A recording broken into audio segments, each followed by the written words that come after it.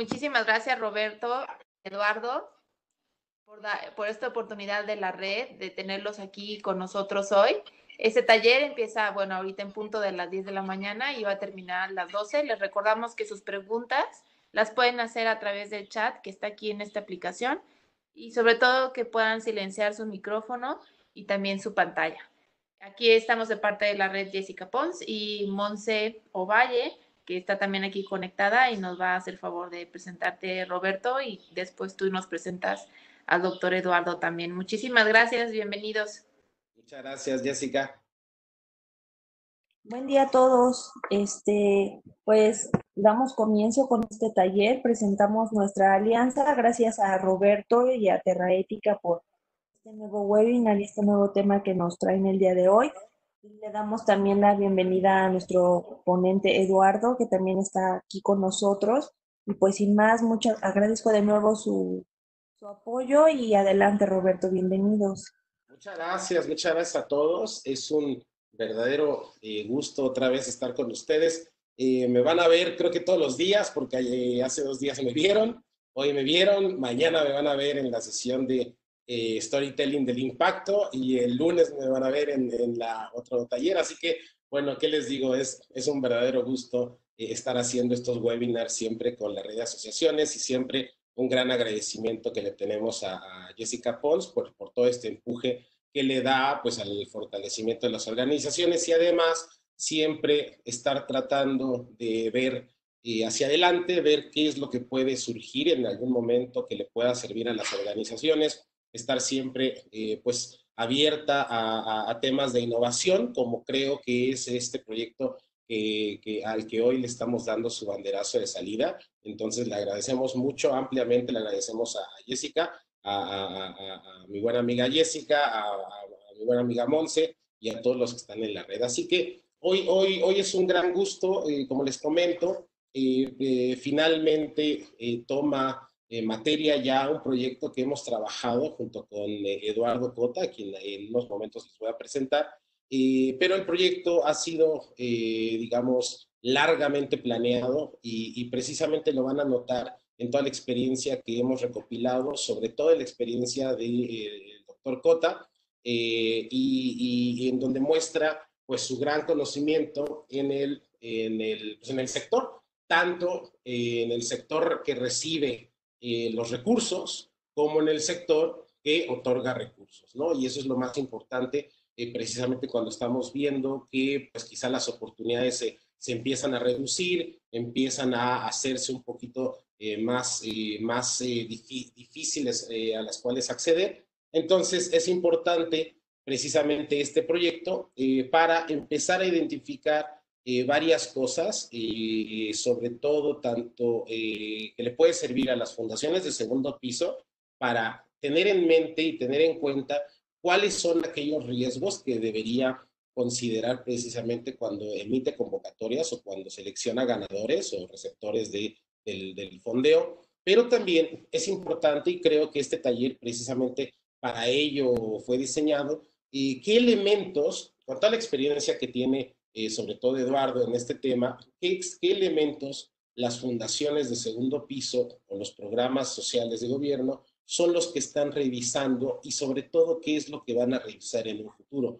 No solamente ahora ya sabemos que hay ciertos indicadores, ciertas metodologías, que si se cuenta con el modelo de intervención, que si se cuenta con ciertos procesos administrativos, pero cada vez van incrementando precisamente este checklist de elementos necesarios para que las fundaciones de segundo piso de los gobiernos tengan o cuenten y asignar con eso ciertos recursos. Entonces, el proyecto nace precisamente de esta oportunidad en donde hemos visto que mucha información no llega tanto a las fundaciones de segundo piso ni a las de primer piso, pero son requisitos que están constantes, son elementos clave que están presentes y por eso queremos en nuestra búsqueda constante de democratización de la información, pues queremos hacérselas llegar. ¿En qué consiste la auditoría social como la vemos nosotros en este proyecto nuevo llamado Auditores Sociales? Consiste en 3 grandes fases, 3 grandes etapas. Una es una revisión, una auditoría social de cómo son tus intervenciones, cómo son tus intervenciones ambientales, es decir, tu modelo, pero también tiene que ver con, bueno, una intervención, perdón, una auditoría de cómo son tus resultados. Me estás diciendo, estás haciendo todo aquello que me estás diciendo, pero también, curiosamente, y ahí aquí es donde muchas veces olvidamos un componente de auditoría social, la auditoría de la reputación y la auditoría del análisis del solicitante. Estos elementos muchas veces lo vemos cuando pues ya se emite una convocatoria, se da el ganador y resulta que pues había, como dicen en el sector financiero, esqueletos en el closet. Entonces, todos estos elementos coexisten y conviven y tienen una gran importancia precisamente en que este sector sea no solamente transparente, pero además esté altamente fortalecido y que además tenga todas las condiciones precisamente de rendición de cuentas que cualquiera de los diferentes agentes de interés va a revisar en algún momento.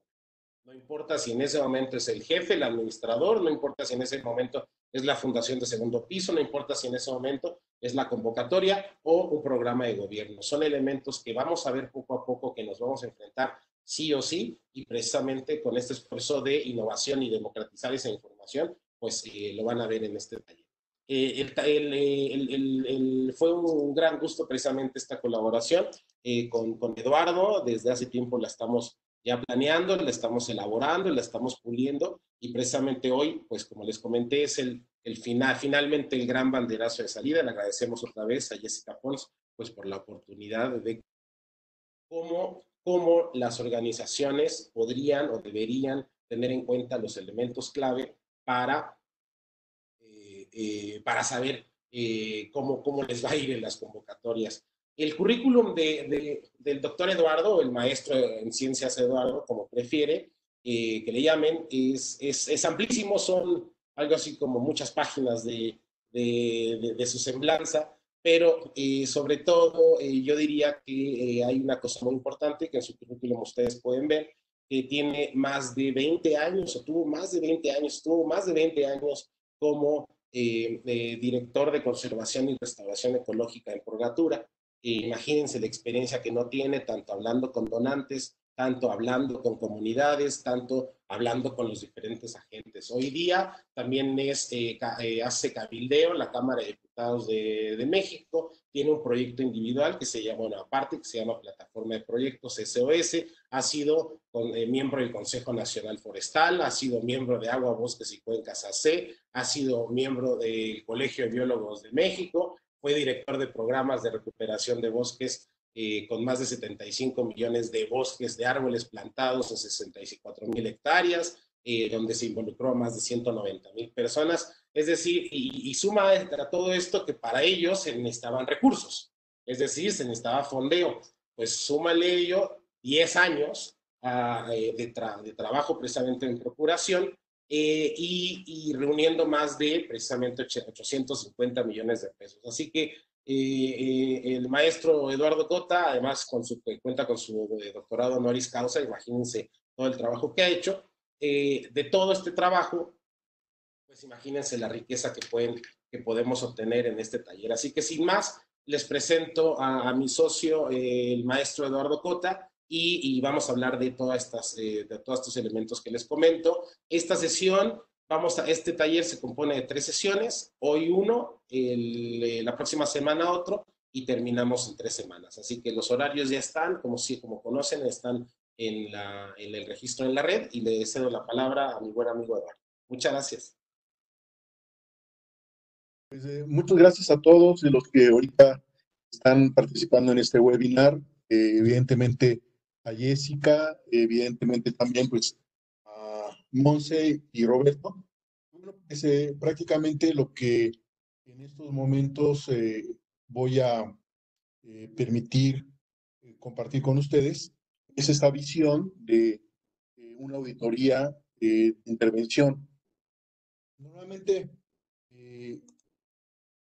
hacemos nuestro trabajo desde las organizaciones de la sociedad civil de una forma que nos ha venido resultando, pero en esta situación donde ya se ha decretado pues una recesión a nivel mundial, donde las empresas muchas veces apoyan las iniciativas de la sociedad civil a través de sus donativos, van a tener menos recursos, esto es un hecho, van a tener menos recursos y estos recursos, hay más organizaciones que van a competir por los mismos. Tenemos que eh, tener la oportunidad de reinventarnos o de adquirir nuevas capacidades, adquirir nuevas metodologías que hagan más atractivo la forma en la que realizamos nuestro trabajo. Bueno, estos son los temas que vamos a ver el día de hoy. Es un breve panorama de las organizaciones de la sociedad civil en México, cómo estamos, cómo está el tema de la transparencia de las organizaciones, cuál es el marco legal en el que nos estamos moviendo. Eso es sumamente importante, porque del marco legal se derivan una gran cantidad de regulaciones que debemos de atender y que muchas veces nos atienden. ¿Quién reporta? ¿Cómo se reporta? ¿Qué cosas se reporta?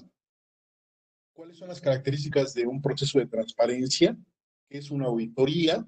Los beneficios que nos da la misma. ¿Cómo se hace una auditoría de intervención en los temas de análisis legal, auditoría administrativa, auditoría operativa, revisión de buenas prácticas, detección de prácticas de riesgo, revisión de resultados obtenidos y levantamiento de testimoniales? Bueno, estos son los puntos de la agenda que espero sea muy interesante para ustedes el día de hoy. Y pues, digamos, la promesa de, que estamos haciendo desde esta iniciativa es que estos contenidos les van a dar a ustedes elementos para mejorar su trabajo. No sé si voy a tratar de ingresar al chat para también saber si hay algunos, si está viendo bien la presentación, si hay alguna pregunta. Nada más me dicen sí se ve bien, se escucha bien. Y bueno, no veo aquí nada, pero bueno, voy a seguir por lo pronto. Bueno, las organizaciones de la sociedad civil en México, donde están las ONGs, junto con muchas otras, en México hay prácticamente más de 40,000 organizaciones de la sociedad civil. Un tema interesante es que prácticamente cuando nosotros hacemos una organización de la sociedad civil, inmediatamente, sobre todo una ONG, nos interesa tener el, la posibilidad de emitir recibos deducibles de impuestos, deducibilidad. Y creemos que con solamente ese hecho, tenemos la posibilidad ya prácticamente de ir y tocar cualquier puerta y en automático nos van a dar pues donativos. Pues el universo es interesante porque si son alrededor de 40,000 organizaciones de la sociedad civil en México, aproximadamente unas 22,000 organizaciones tienen el carácter de donatarias autorizadas. Entonces, hay una competencia a la que tenemos que ir atendiendo. También de estas organizaciones, aproximadamente unas 10,000 tienen el carácter de donatarias internacionales autorizadas. Entonces, bueno, también es algo que tenemos que tener muy en mente. Un tema interesante que deriva de este estudio que les estoy mostrando en la pantalla, que fue hecho, si no mal recuerdo, en el 2016 y publicado en el 2017 por el INDESOL, activa o inactiva, más allá del estatus de las organizaciones de la sociedad civil desde dentro. Mencionaban que para el año 2016, un tema muy relevante, las fuentes de ingreso de las organizaciones de la sociedad civil, el 73%, el 74% provenían de gobiernos de todos los niveles, federal, estatal, municipal. Quiere decir que había una gran dependencia de los recursos de los gobiernos, de parte de las organizaciones de la sociedad civil. Y un tema también que es relevante, que me imagino que a todos ustedes les es familiar, hay una gran cantidad de personal de las organizaciones que no cobran. En particular, los directivos, el 94.3% de los directivos no cobran. Voy a hacer aquí un paréntesis breve también para comentar que en mi experiencia de 20 años trabajando en una asociación civil, trabajando con muchas otras organizaciones desde otros aspectos de colaboración, lo que yo me he dado cuenta es que si bien hay mucho entusiasmo de parte de las personas que trabajan en las organizaciones de la sociedad civil, quizás no se ha tenido la oportunidad de que estas organizaciones ofrezcan realmente un espacio de profesionalización y de desarrollo de su personal y que sea remunerado. Entonces aquí hay un reto de gran interés.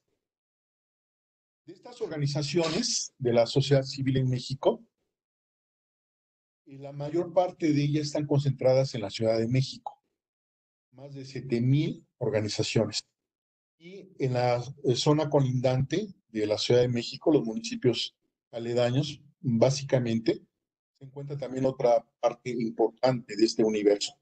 Otros estados que también resultan interesantes en la distribución de las ONGs es Oaxaca, Veracruz, Chiapas, Michoacán y Puebla.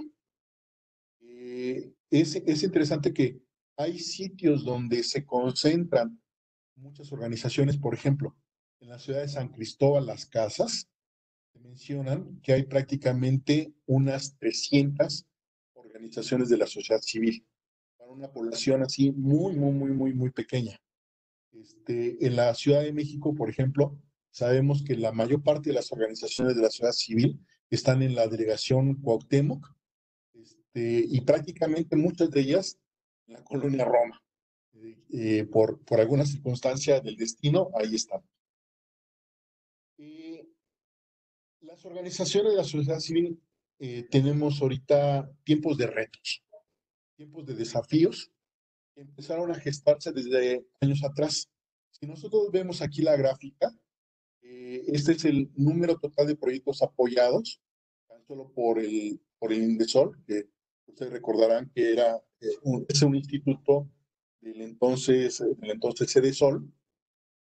Y a partir del año 2015, los apoyos federales a las organizaciones de la sociedad civil empezaron a disminuir. Y el año pasado, precisamente el 14 de febrero, prácticamente conmemorando el Día de la Amistad, del Amor y la Amistad, pues se giró la circular número 1 de parte del gobierno federal con dedicatoria a las organizaciones de la sociedad civil, en donde se comenta que las organizaciones de la sociedad civil ya no recibirán recursos por parte del gobierno, porque estos recursos se darán directamente a los beneficiados. Pero esto tiene que ver con todo un contexto también internacional.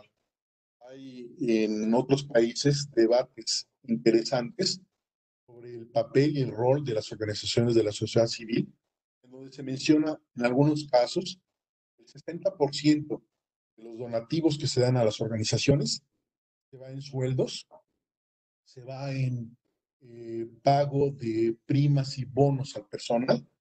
Esto en muchos casos no es bien recibido por las fuentes donantes.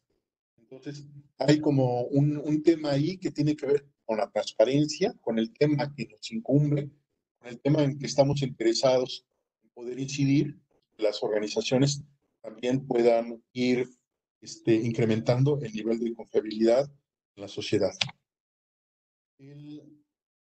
A ver aquí qué. Bueno. Entonces venimos de un pasado en donde había una gran cantidad de recursos que se daban a las organizaciones no gubernamentales. Hasta ahorita yo he venido hablando de las organizaciones de la sociedad civil, donde saben que vienen también las cooperativas, vienen las sociedades civiles, y ahorita prácticamente me voy a enfocar a las organizaciones no gubernamentales.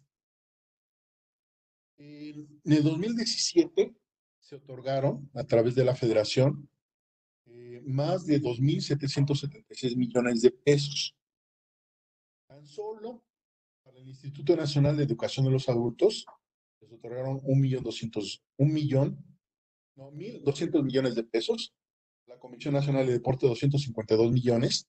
Al INCA Rural 314 millones. Es decir, entre estas tres instituciones llevaron prácticamente 1.700 millones de pesos.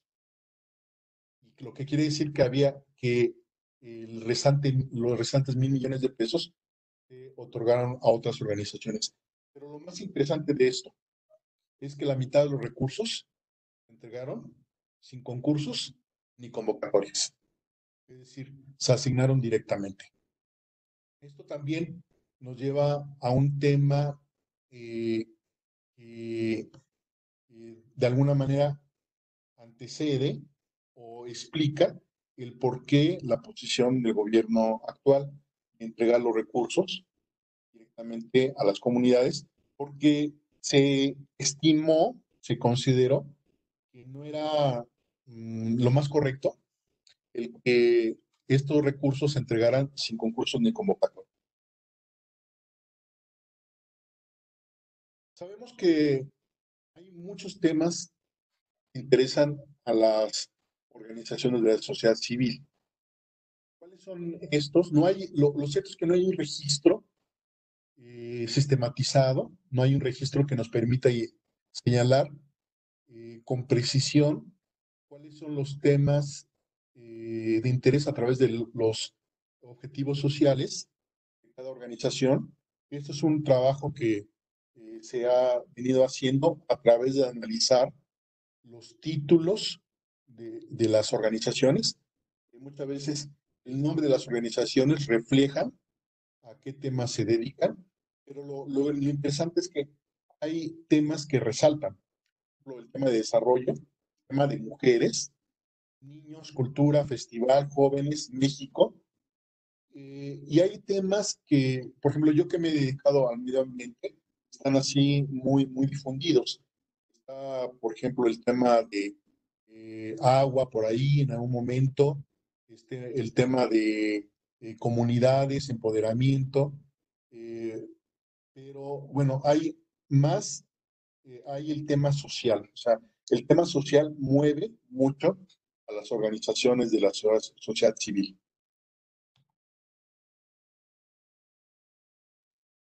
Todas las organizaciones, ustedes saben que tenemos que tener una serie de documentos legales que nos identifican, que nos dan la identidad. Uno de ellos es la propia acta constitutiva, los estatutos, el registro federal de las organizaciones de la sociedad civil, el estar inscritos en el padrón de organizaciones que pueden emitir recibos deducibles de impuestos. Todo esto es muy importante. Esto es parte de lo que se revisa en una auditoría de intervención, que la organización esté constituida legalmente.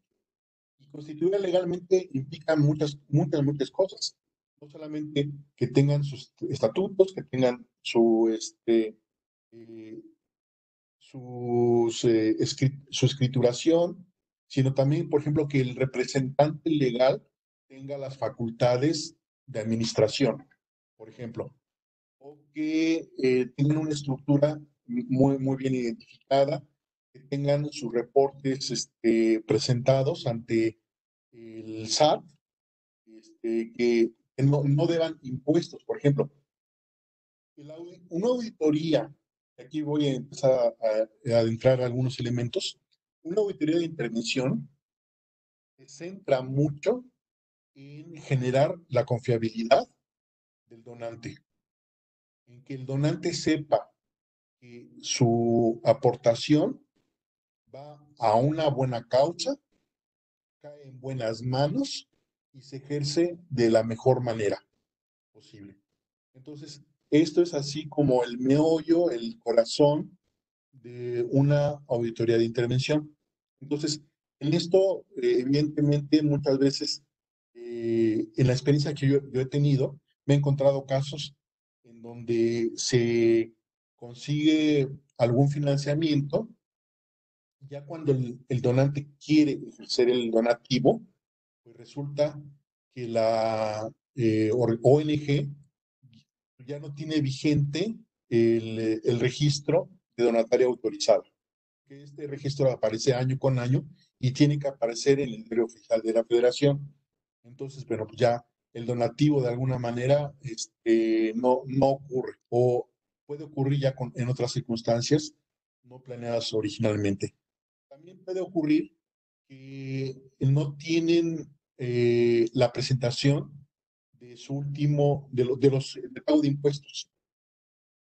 Entonces, de alguna manera, pues el donante está yendo a un espacio, a un campo de cierta incertidumbre, porque si las obligaciones principales de la organización no se cumplen, cuanto más algunas otras obligaciones que no están estipuladas en la ley pueden estar faltando.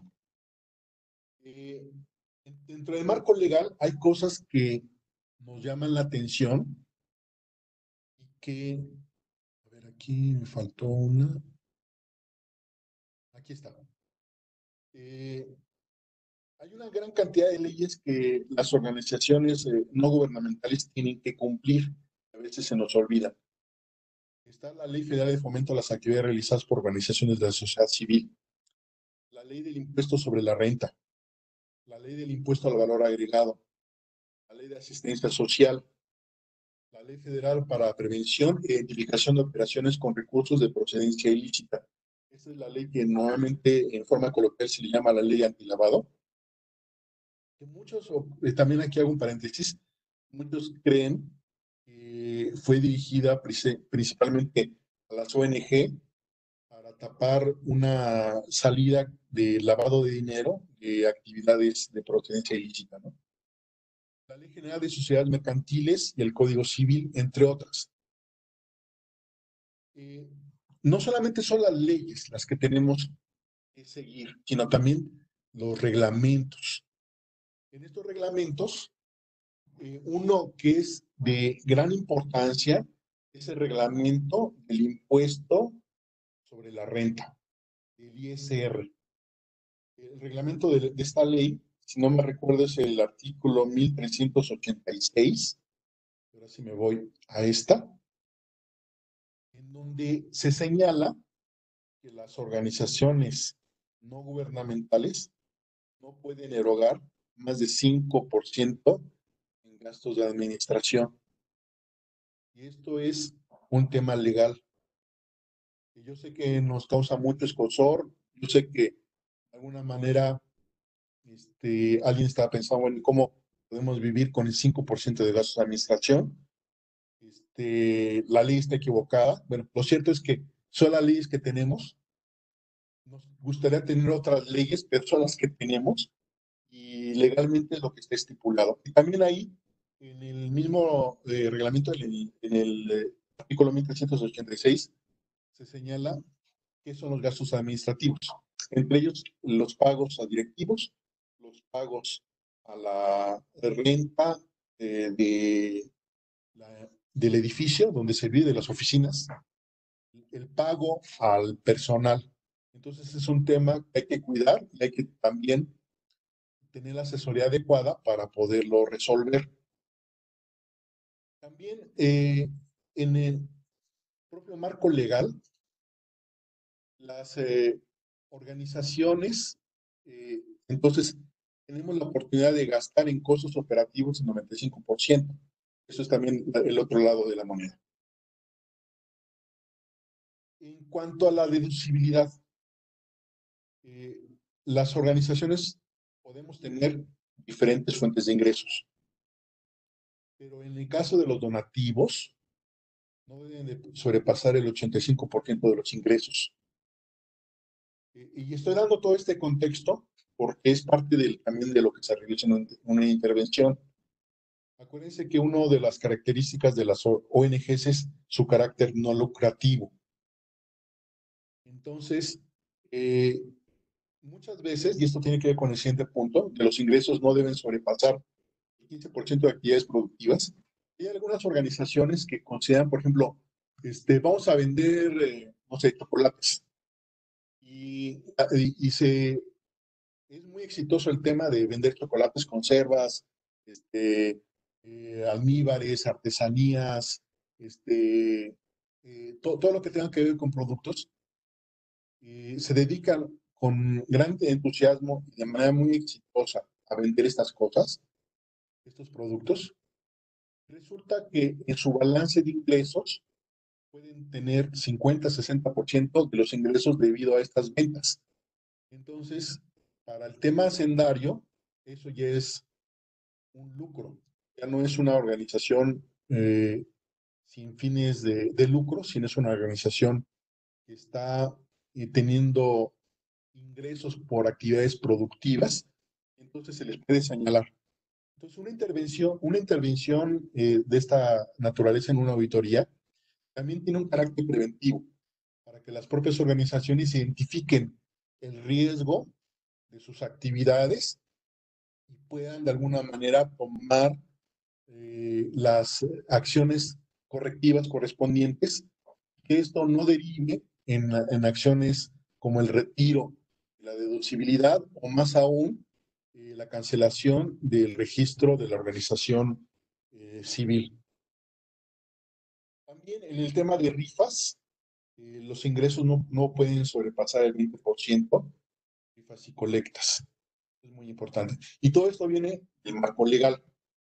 No es algo que Eduardo Cote está inventando y que a partir de este momento, como la ley de Herodes, hace su propia constitución, sino que es algo de todo este conjunto de leyes que les he comentado y de los reglamentos, es un pequeño extracto.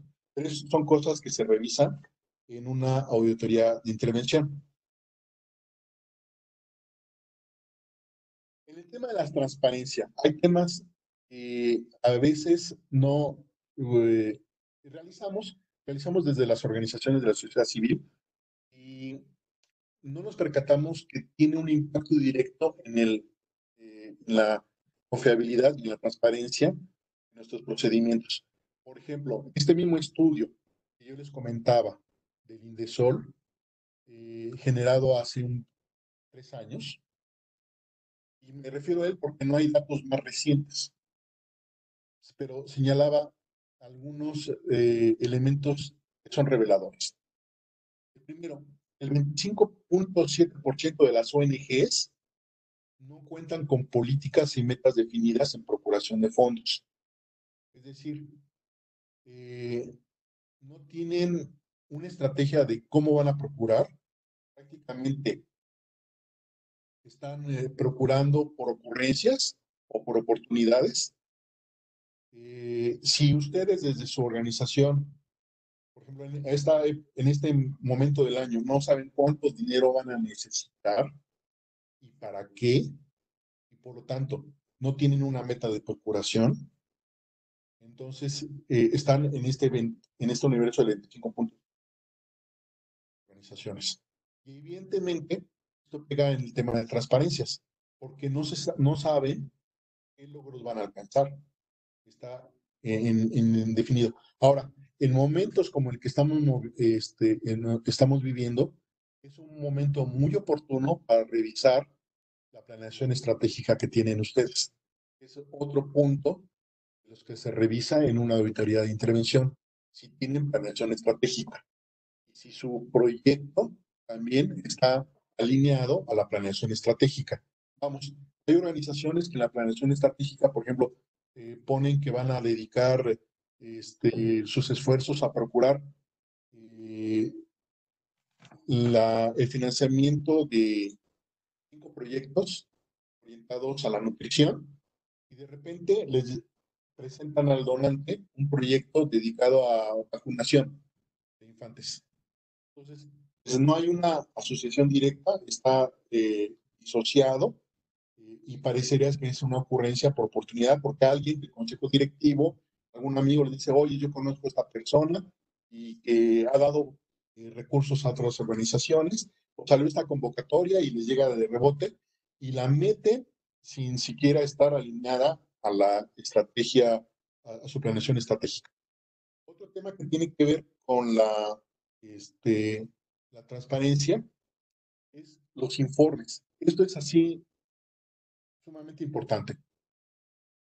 Solamente el 4.2% de las organizaciones no gubernamentales informa a los donantes cómo se aplicaron sus donativos. Vean la importancia de esto. Es como si, no sé si a ustedes les ha pasado, van a un Oxxo y les dicen, ¿quiere redondear? Y ustedes redondean, pero nunca saben a qué cosa redondearon. Y sobre todo, nunca saben qué se obtuvo con ese redondeo. Entonces, la gran mayoría de las organizaciones no gubernamentales no informan a los donantes cómo se aplicaron sus donativos. Esto resulta en que el donante no sabe en qué se gastaron sus donativos, ni si la organización que lo recibió es confiable, y sobre todo, mirando al futuro, conviene seguirles donando.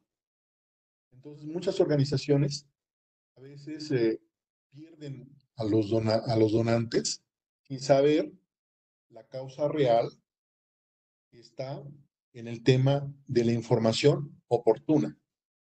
También hay otros donantes a los que se les informa solamente cuando los donantes piden la información a la organización no gubernamental. En este universo, y lo quiero clarificar, cuando un donante dice, bueno, no supe en qué se gastaron mis recursos, le voy a pedir a la organización no gubernamental que me informe. Solamente el 17.1% de las organizaciones no gubernamentales se lo informan. Es decir, más del 82% de las organizaciones no informan aunque se los pidan. Esto es muy, muy grave, porque también pega directamente la transparencia. El 25%, es decir, la cuarta parte de las organizaciones no gubernamentales no tienen un presupuesto operativo anual. Y evidentemente también, pues no sabe cuánto dinero va a necesitar ni qué va a hacer. Entonces, estas organizaciones están así como al vaivén de las olas, esperando el mejor viento, a ver hacia dónde van. Y ustedes saben que todas las organizaciones que tienen el registro de deducibilidad están obligados por ley de presentar un informe anual al INDESOL de ingresos y de los egresos, ¿no? Pero hay una parte importante, más del 10%, que no informa cómo usa sus recursos. Evidentemente esto tiene consecuencias, porque al segundo informe ustedes saben que le suspenden la deducibilidad de impuestos. Pero bueno, de entrada, todas las organizaciones deberían de informar, porque están obligadas. En los informes que se reciben en el INDESOL, más del 40% no informa sus fuentes de financiamiento. Es decir, pueden decir, este año recibimos 1 millón de pesos, pero nunca se sabe de quién provino. Puede haber un conjunto tan grande como donativos ciudadanos, pues ni siquiera eso, ¿no? Y esto también pega a la transparencia.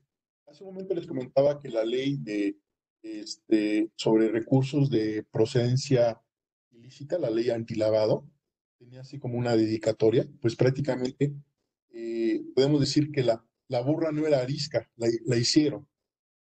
Y se hizo a través de la falta de una información. Imagínense ustedes, si ustedes fueran dueños de una empresa que quieren saber los ingresos de la empresa. Estos son son miembros del cuerpo de directivos y nadie les puede decir cuánto vendió la empresa ni cuánto fueron las ganancias. Entonces ustedes estarían pues, en una incertidumbre total. Pues ese es el equivalente a no informar a la propia autoridad a la que tenemos la obligación de informar de dónde vienen las fuentes de financiamiento de las organizaciones no gubernamentales. Bueno, pues, seguramente muchos de ustedes conocen, este es un estudio internacional que se realiza en 28 países, el Edelman Trust Barometer, el barómetro de confianza Edelman, en donde se hace año con año un análisis de la confianza de diferentes instituciones, ¿no? Entre ellas las organizaciones de la sociedad civil. Bueno, la confianza de las organizaciones de la sociedad civil en el mundo en el 2014 era del 66%, pero en México el año pasado era del 56%, es decir, es el 58%, a nivel mundial 56%, a nivel de México 58%. Es decir, hay un 42% de desconfianza, veámoslo desde el otro punto de vista. Hay un 42% de desconfianza. ¿Por qué se desconfía de las organizaciones de la sociedad civil, según este estudio? Uno, por no tener claridad sobre el manejo financiero de los recursos.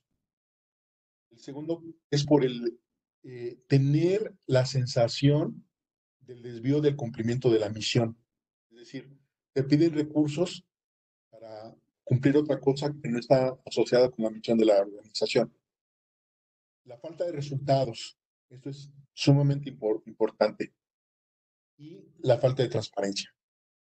Son los 4 elementos del por qué hay, digamos, pérdida de confianza en las organizaciones de la sociedad civil. Bueno, veamos un poco qué es lo que pasa ya en el día a día del ejercicio de nuestras organizaciones.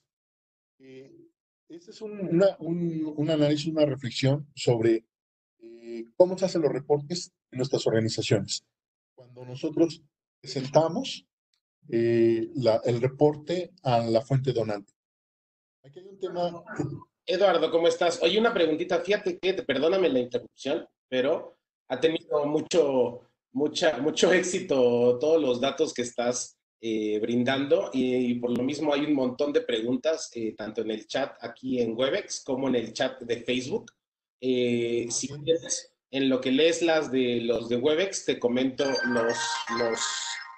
te comento algunas dudas precisamente que surgen en el chat de Facebook. Porque no estoy viendo el chat, déjame ver cómo lo hago para ver el chat. Ahora mismo te las comento, pero bueno, una de las dudas precisamente es, nos comenta Alex Box que cuando se otorga, por ejemplo, un donativo en especie, ¿cómo debería aparecer en los estados fiscales? Esa es una pregunta. Si quieres, te hago todas las preguntas y luego tú ya los puedes más o menos hacer un resumen. Otra pregunta que nos hace Ángeles Zafiro, nos dice que si estás operando con recursos propios y te dan un donativo y todo se va a realizar el proyecto, ¿funciona el 100% de ingreso o cómo aplicas o cómo registras el 85% del que hiciste mención? Esa es otra pregunta. Y yo vi aquí en el chat del Webex otras preguntas, por ejemplo, también muy interesantes, en donde dice, bueno, una, si nos puedes repetir el artículo y la ley en donde se puede encontrar lo del 5% de la administración. Es un dato que comentaste. Y otra, en relación con las cuotas de recuperación, si tienen estas cuotas algún porcentaje que no se deja, que se deba sobrepasar. Entonces, estas son en general las dudas. Como estamos de acuerdo, si quieren, vayan poniendo las demás dudas en los chats y al final, si quieres, hacemos otra pausa para ir respondiendo. Pero creo que todas estas dudas eran relevantes al tema precisamente en los que estamos ahorita parando. Entonces, si quieres, hacemos este corte, responde estas dudas, sigues adelante y al final ponemos más preguntas, ¿te parece? Sí, muy bien. Entonces, a ver, repito un poco la información. Bueno, una duda es en dónde está la ley, precisamente Sí, donde limita el es, 5%. todas las leyes tienen un reglamento, donde el reglamento señala el detalle de cómo se aplica la ley. Entonces, la ley es la ley del impuesto sobre la renta y el reglamento de la ley del impuesto sobre la renta es el artículo 1386, en donde se señala, el, si quieres, en algún momento yo lo tengo por aquí en la computadora, también lo pongo en pantalla, pero es donde se da el detalle del 5% de los gastos de administración de las organizaciones no gubernamentales. Es algo que se nos olvida y que es sumamente importante. Otra pregunta es, Está ahí. perfecto. Otra pregunta es si yo estoy operando todo con mi recurso propio, ¿funciona o cómo aplicar esto del 85% que comentaste? Esa es otra pregunta que hubo. Y yo creo que, y bueno, ahora reviso las otras, pero bueno, yo creo que esa sería una principal. ¿Y cómo entran en los estados financieros los donativos en especie? Y con eso cerramos la sesión de preguntas. A ver, inicio por la segunda. Los donativos en especie tienen un equivalente económico. Entonces, ese es el equivalente económico y que no se traduce directamente en dinero. Por ejemplo, eh, una, una persona les da en donativo en especie un edificio.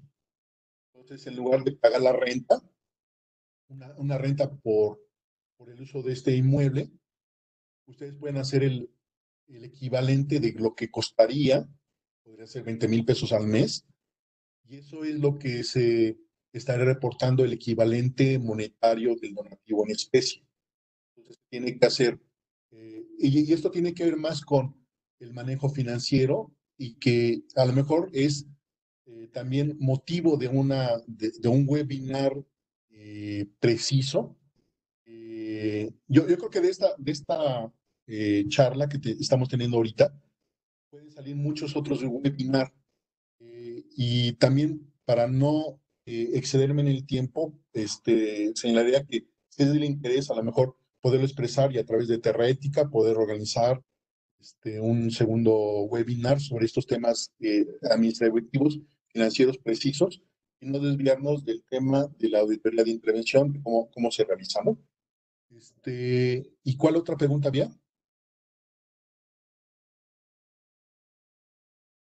Si quieres, ahora te mando en un chat, todas las voy resumiendo y te las mando para que al final ya las respondas. Y como dices, es tanto el material que tenemos para este webinar que bueno, seguramente habrá oportunidad de generar más, pero si quieres con estas dudas seguimos y al final las recapitulamos.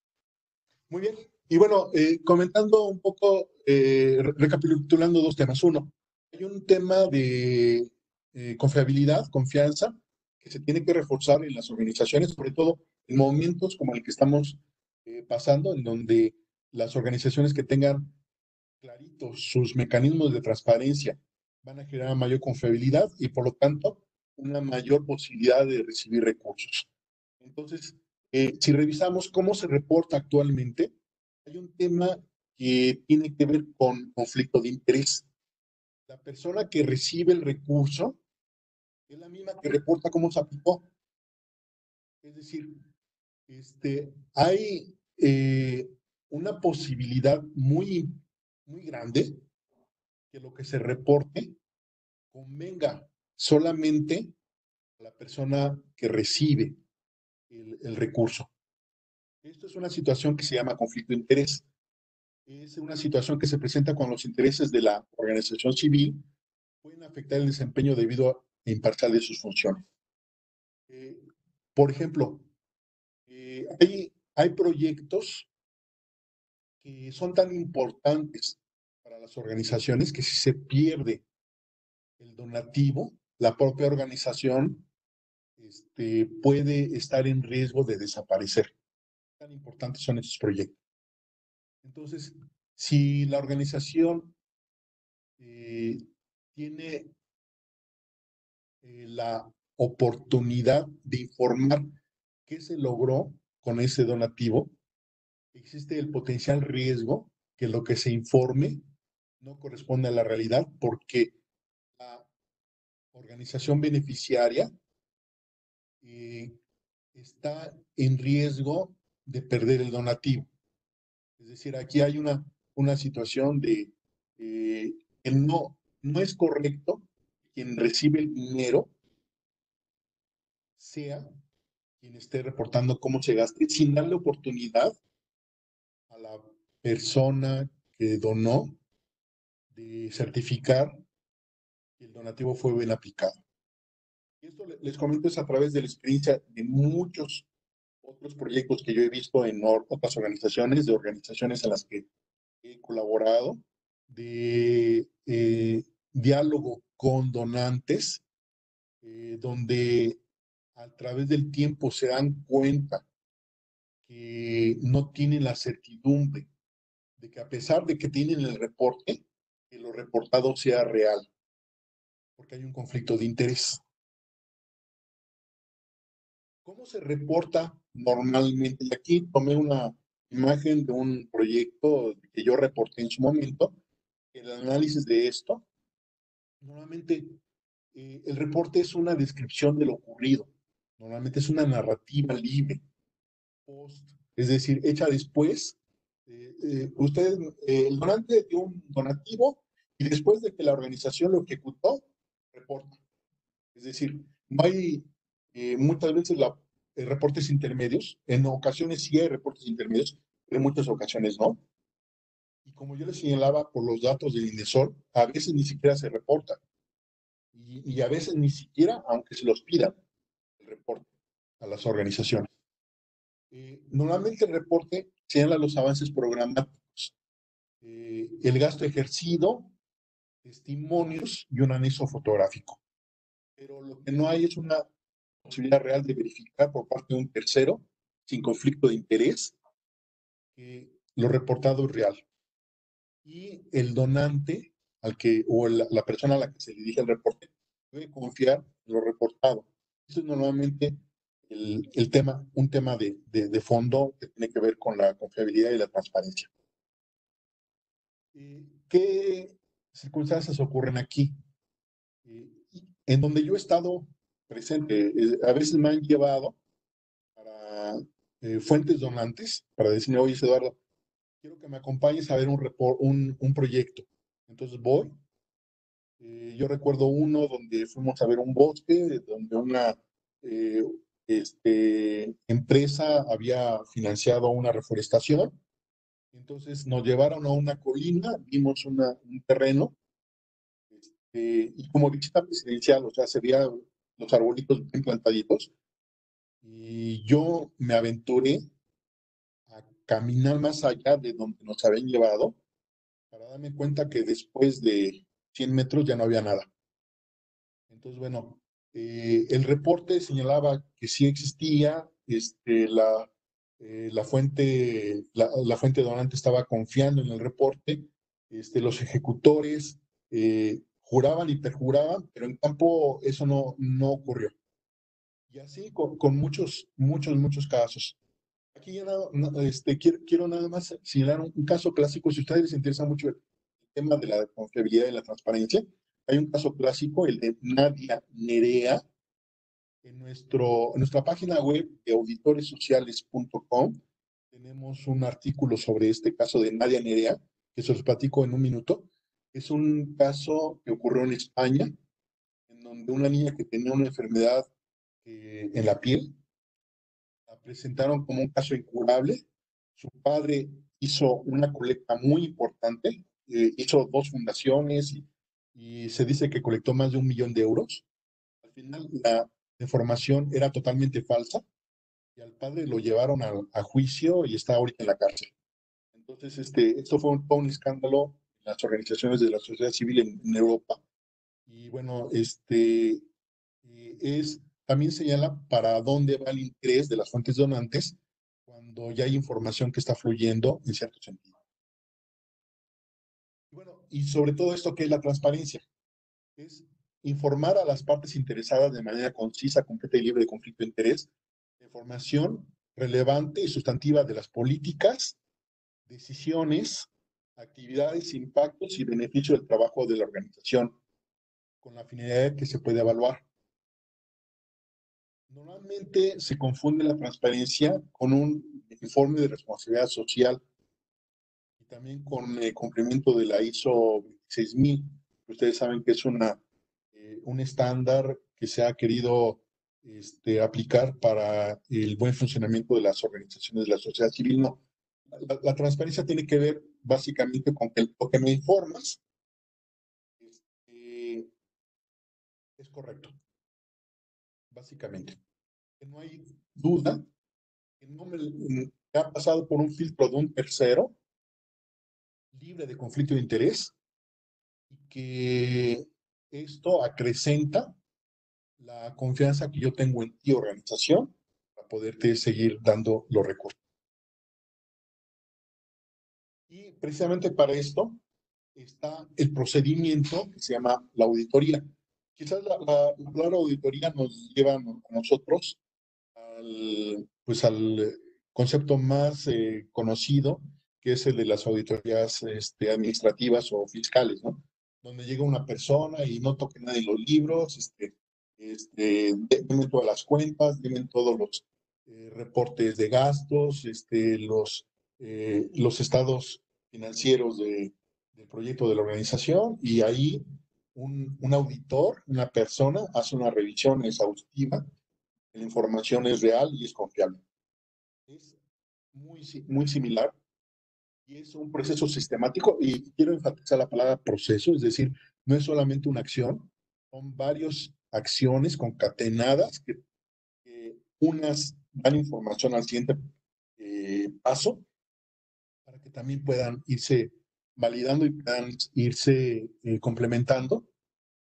Este proceso nos permite obtener de valor y cotejar la información clave.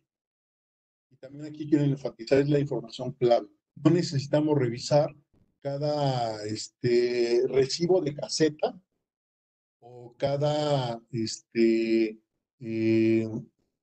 solicitud de cheque. Nos hace una selección.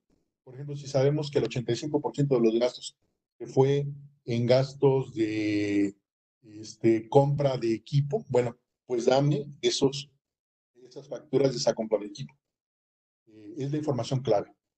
Y esta tiene el proceso de auditoría, tiene como objeto para identificar la razonabilidad, integridad y autenticidad de la información, expedientes y demás documentos. En el tema de la razonabilidad, que esto también lo vamos a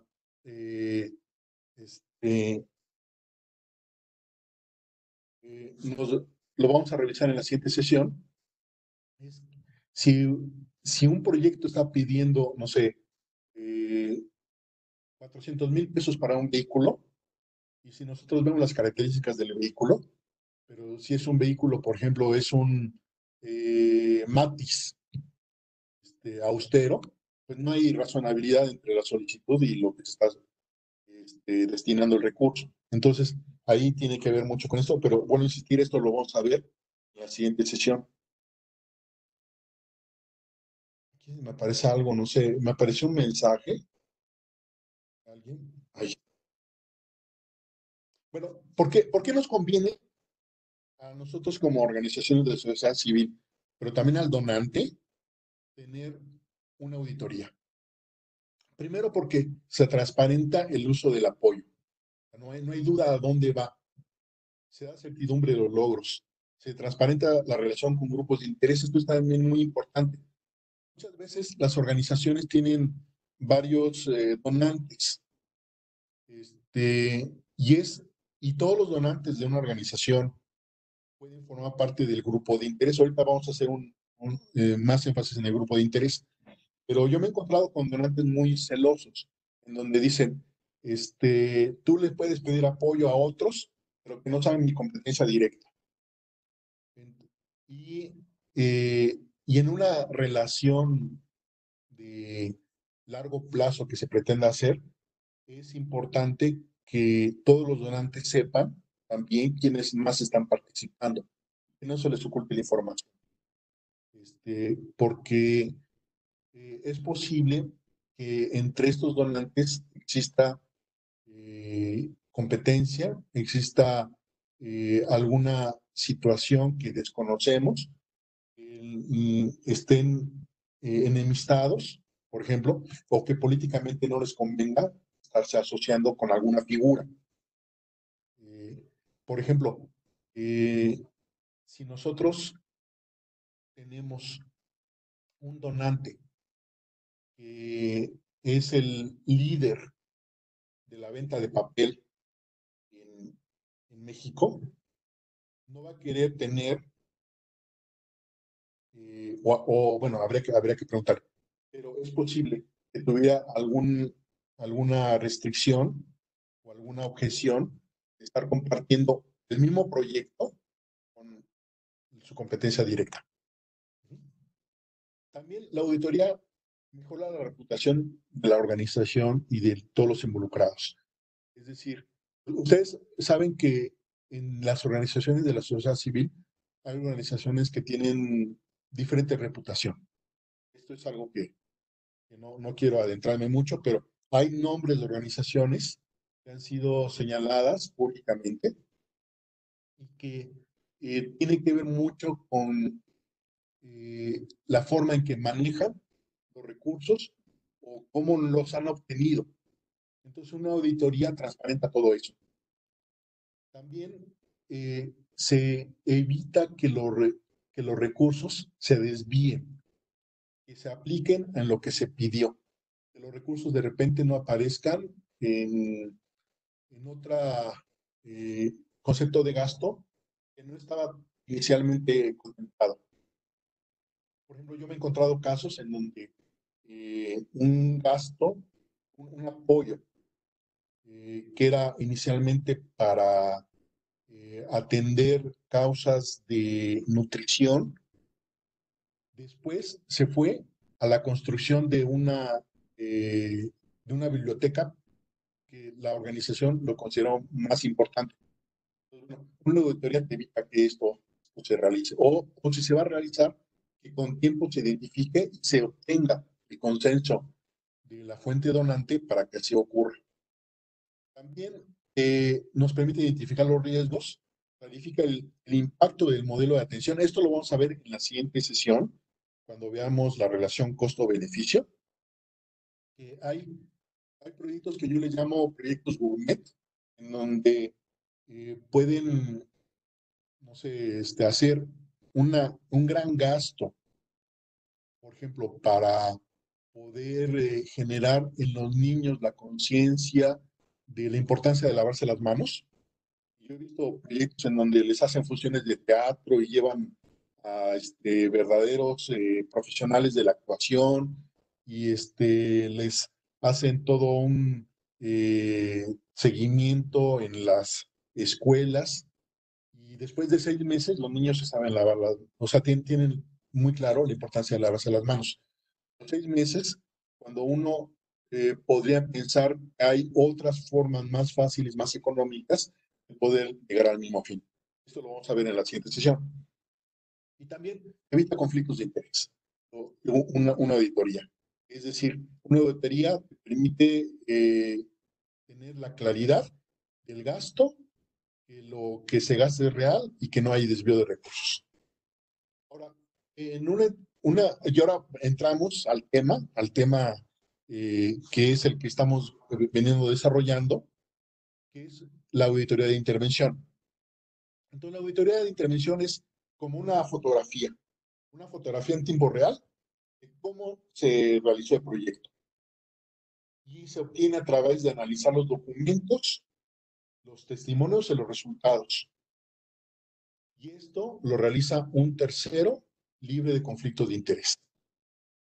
Es decir, que no es la propia organización que recibe el dinero, sino es otro que dice lo que se alcanzó con los donativos que se le dieron a esta organización son estos y de esta magnitud. El énfasis de una auditoría de intervención es cómo se aplican los recursos. ¿Cómo se aplican los recursos?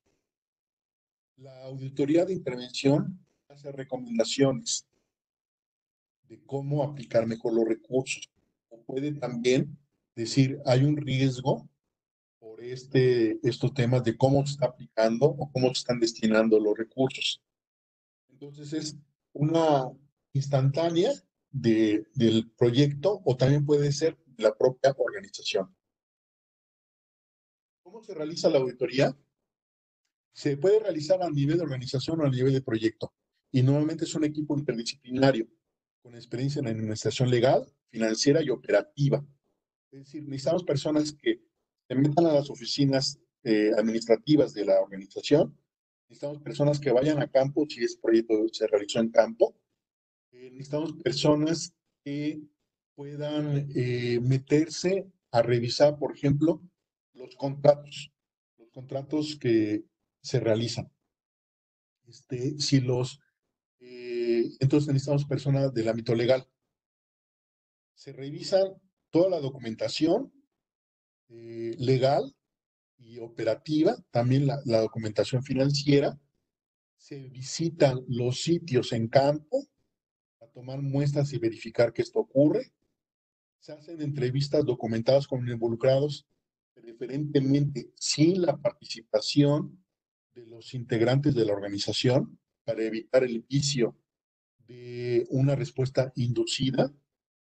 Se revisa toda la documentación legal del proyecto y ahorita voy a señalar cuál es esta documentación y se analiza lo que se propuso en el proyecto contra lo realizado. En la siguiente sesión que tendremos la siguiente semana, vamos a ver que el análisis de lo proyectado con lo realizado se le puede sacar mucho jugo. En una auditoría de intervención es frío. Por ejemplo, si el análisis del proyectado fueran 500 niños vacunados, lo realizado, lo alcanzado es 200 niños realizados, 200 niños vacunados, se señala, se alcanzó el 40% de la meta. Así fría y objetivamente. Hay mucho jugo que se le puede sacar, que también le permite a las organizaciones vender mejor sus proyectos y a las fuentes financieras identificar todos los beneficios y ventajas de estar apoyando un proyecto. Y esto, bueno, insistir, lo vamos a ver en la siguiente sesión. Bueno, ¿qué es lo que se informa? Bueno, y al final, si nos da tiempo y si no lo vemos en la siguiente sesión, vamos a hacer un ejercicio de un checklist. Desde su organización identifiquen cómo está su estado de confiabilidad y de transparencia a una auditoría de intervención. Pero bueno, ¿qué se informa? Las actividades realizadas. Primero, que hay un objetivo. Si el objetivo identifica dónde se van a realizar las actividades, es decir, si hay un ámbito geográfico y también temporal. Se revisa las evidencias, por ejemplo, fotografías, cuestionarios, pueden ser testimonios de las autoridades, un presidente municipal, un presidente de ejido, puede ser los maestros que den testimonio de que asistieron tantos días a dar tantas sesiones de promoción de la salud, etcétera, ¿no? También los listados de las personas beneficiadas con ejecución de las actividades. Nota, aquí tenemos que cuidar mucho la ley de manejo de datos de particulares en posesión de terceros. Es decir, las organizaciones muchas veces no atendemos esta ley en donde no podemos estar nosotros compartiendo los datos de los nombres, direcciones, edades, cuánto dinero recibió, cuándo lo recibió, sin tener el permiso de las personas para poder compartir estos datos. Entonces, esto también es algo que se revisa y normalmente se pide. Y el testimonio de las personas beneficiadas. También se revisa el impacto. Todos los proyectos tienen que tener indicadores de impacto, en donde se señala pues cómo están de alguna manera atendiendo resolviendo el problema que derivó en la propuesta del proyecto. Entonces, estos indicadores se verifican que estén en campo. Por ejemplo, si un indicador es la cantidad de casas construidas para poder atender un problema de falta de vivienda,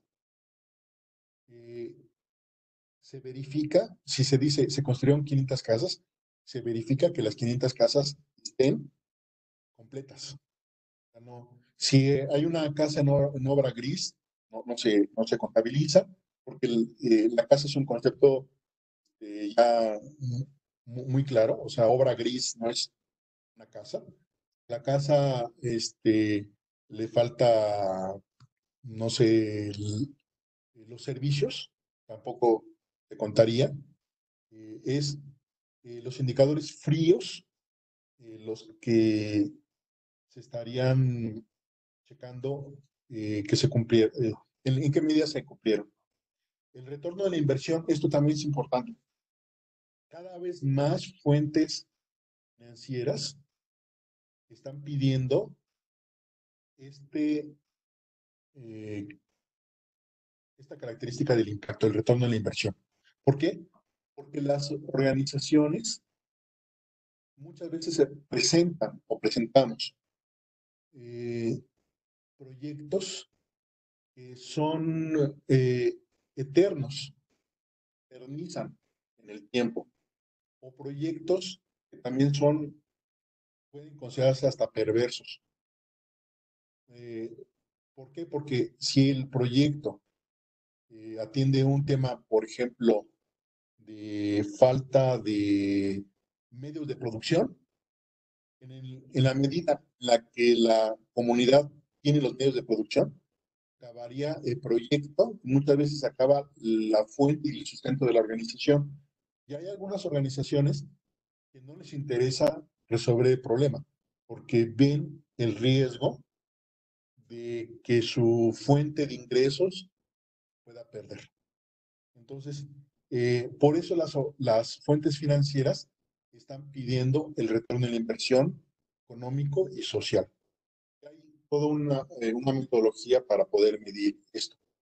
Lo que no se quiere es que todos los años las mismas organizaciones le vayan a pedir a las mismas fuentes dinero para el mismo proyecto, porque entonces esto estaría indicando que el problema no se está resolviendo, o si se resuelve, no se resuelve de la manera satisfactoria que el modelo tendría que revisarse.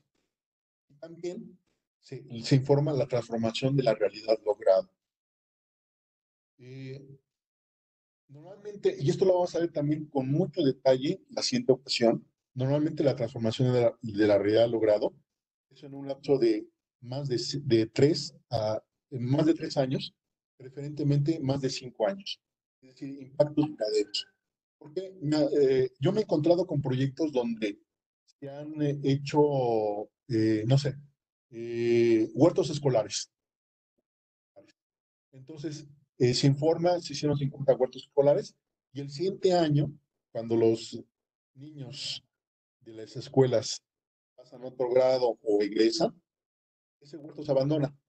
Entonces, el impacto y la transformación de la realidad logrado es cero en el largo plazo. No se tiene la posibilidad de mantenerlo como una realidad ya resuelta. Entonces, esto es también algo de lo que se revisa en el modelo de auditoría de intervención.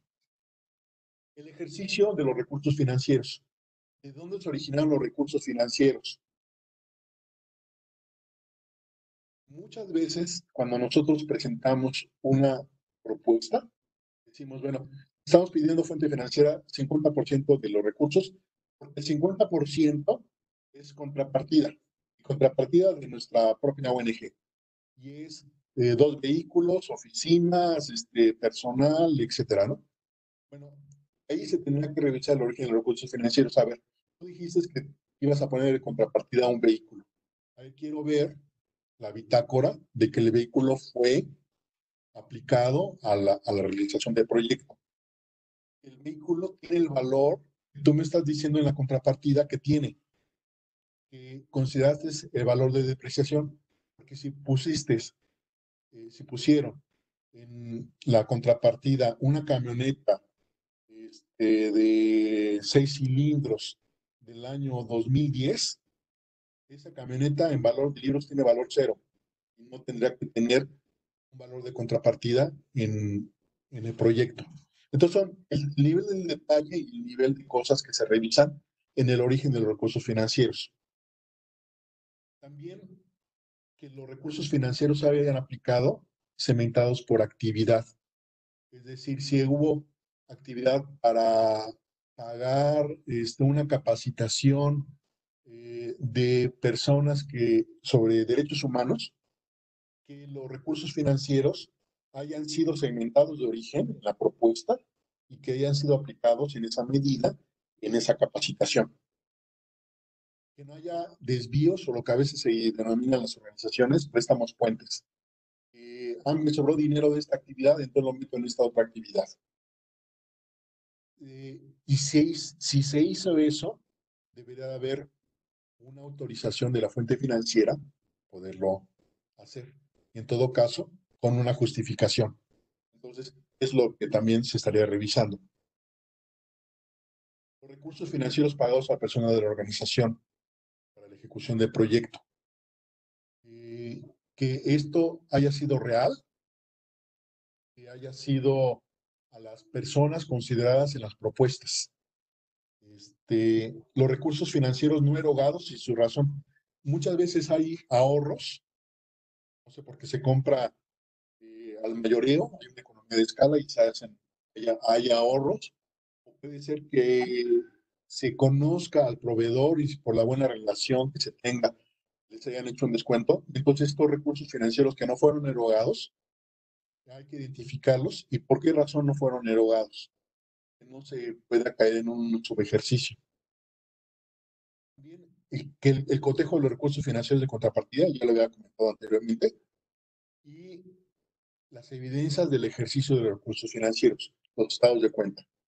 Déjalos. Esto se parece un poco más a una auditoría administrativa. También el tema de las partes interesadas. Que cuando una fuente financiera a la que ustedes tocan las puertas, sepa quién más los está apoyando. O si en un proyecto ustedes están pidiendo una contrapartida, esta fuente prospecto identifique las contrapartes para que de alguna manera pueda también señalar su interés o desistir de él, de seguir apoyando, que no sea una sorpresa.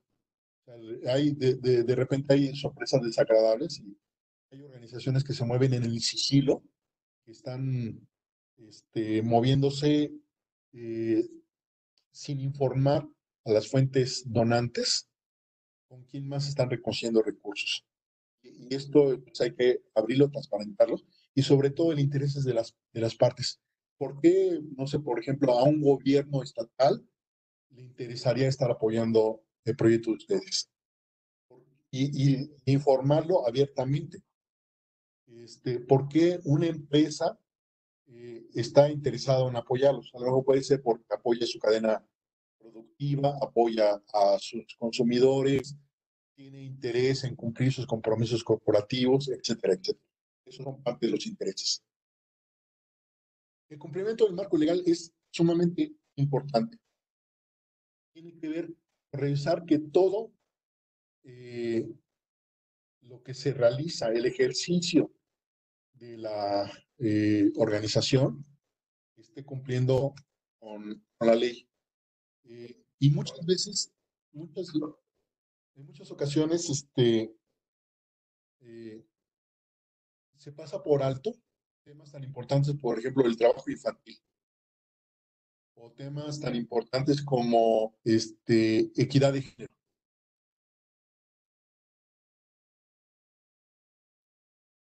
Entonces, lo que se revisa es que estén cumpliendo las leyes y regulaciones aplicadas en el proyecto. Por ejemplo, el personal esté contratado. En el tema de contratación de personal, una cosa que se hace énfasis es que en el contrato sea por escrito y que exista la cláusula que exime al donante de ser reconocido como patrón subsidiario.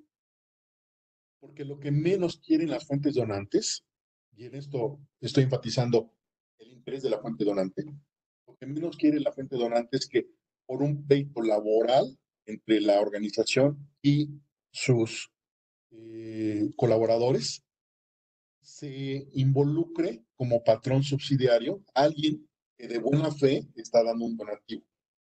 Entonces, en la revisión del marco legal, se revisan los contratos y no solamente se revise que existan, estén firmados y que estén en la periodicidad vigentes, sino que el contenido exima más allá del donante su buen deseo de apoyar una causa, que no lo involucren en temas que corresponden solamente a la organización como patrón directo. Que se haya realizado el pago de impuestos y que se tenga las, ¿cómo se llama? El, el documento de cumplimiento del pago de impuestos sacado directamente de la página del SAT. Los permisos requeridos. Por ejemplo, muchas veces se dice, vamos a hacer una, un programa educativo con las escuelas, y sin conocer la Ley General de Educación, que señala que todos aquellos programas extracurriculares deben de ser gestionados a nivel de las coordinaciones educativas estatales y tener el permiso correspondiente. Porque muchas veces, en el entusiasmo de querer hacer las cosas, los técnicos operativos, el personal que opera el proyecto, va y toca la puerta directamente y se mete y quiere estar presente frente a un grupo escolar, sin que el director sepa. Bueno, esto se tiene que revisar. A ver, tiene los permisos requeridos y los permisos por escrito. O sea, no basta, es que el director me dio permiso, no. El permiso tiene que ser por escrito, porque las implicaciones legales de estar violando la ley pueden llegar hasta no sé, a tener responsabilidades penales. Yo me he encontrado con casos de programas educativos que se aventuran a sacar a los niños de las escuelas. Dicen, pues hagamos un recorrido por el entorno para ver la pureza de las aguas del río. Y para poder hacer eso, se tiene que cumplir todo un protocolo que involucra, entre otras cosas, el permiso escrito de los padres de familia. Y también la generación de tener un seguro de gastos médicos y seguros de vida por cualquier cosa que pueda pasar con estos niños que salen de las escuelas. Y a veces no lo sabemos. O sea, el entusiasmo nos desborda y queremos llevarlos a una presa. Yo me he enterado de casos de programas que limpian ríos, cañadas, en donde llegan a tocar el agua, aguas residuales, y ha habido casos de infección, por ejemplo, por herpes. Entonces,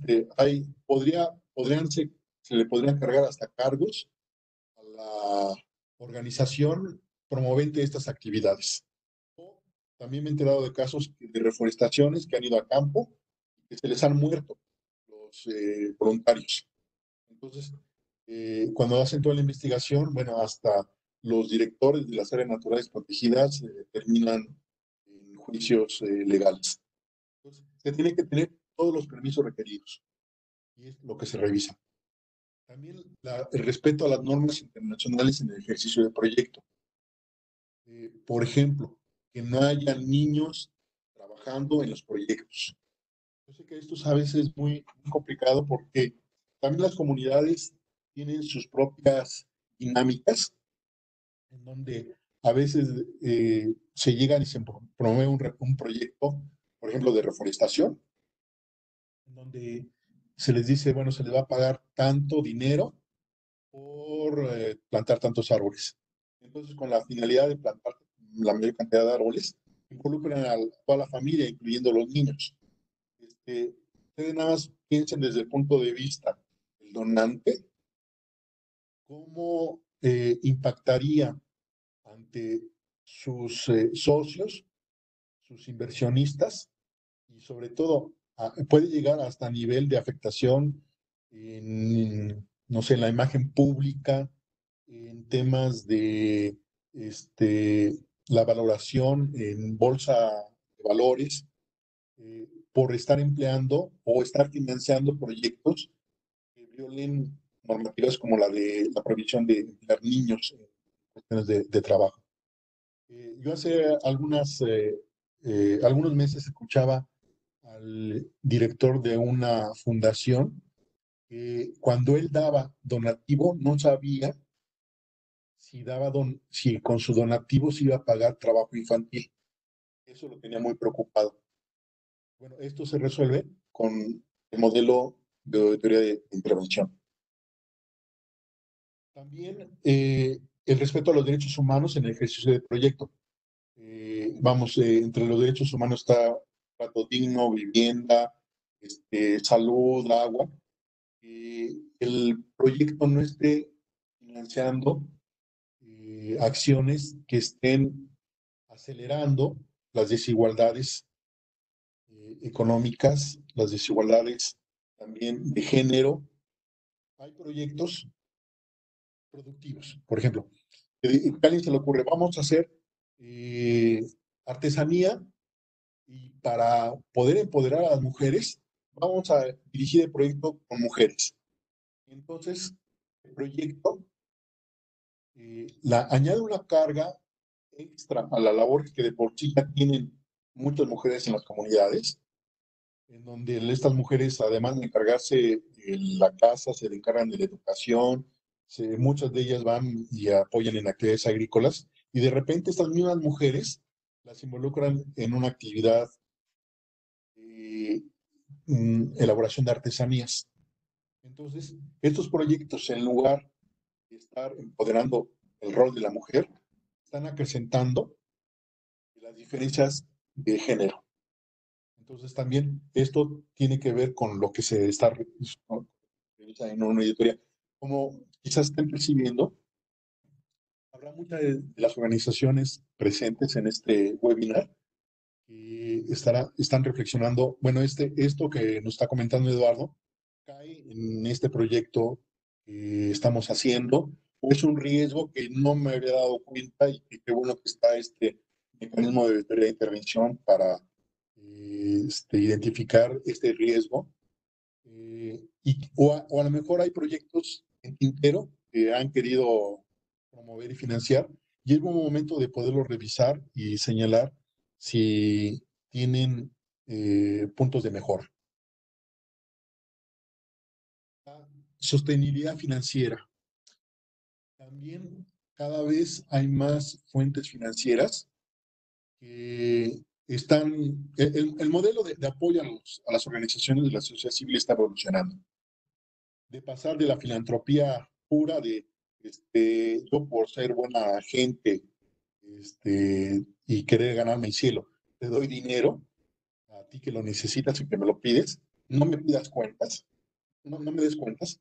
Ese modelo de filantropía ha pasado a otro modelo, un tanto de responsabilidad social, de que, bueno, yo te financio las áreas que me interesan y me informas cómo está ejerciéndose el recurso.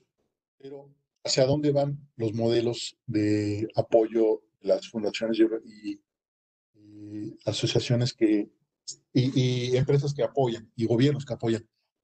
A que tengan los proyectos una sostenibilidad financiera. Es decir, pídeme, pero no me vuelvas a pedir para lo mismo todos los años.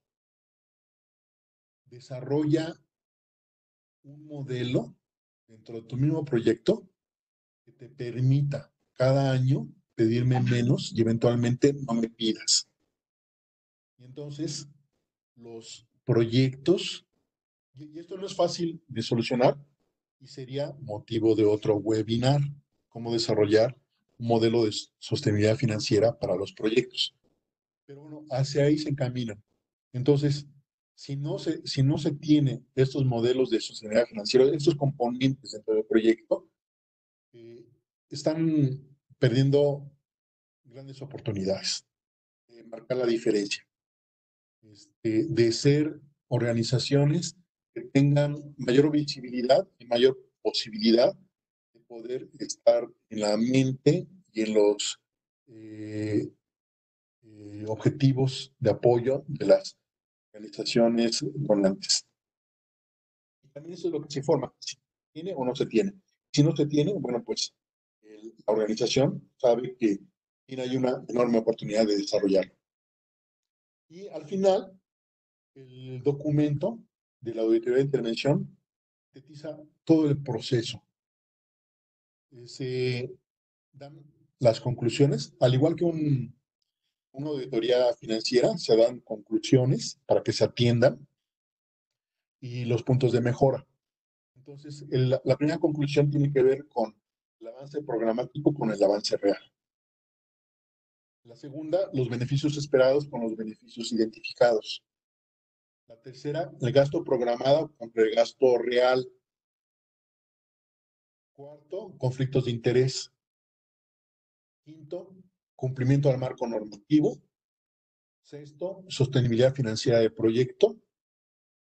Séptima, riesgos identificados. Entonces,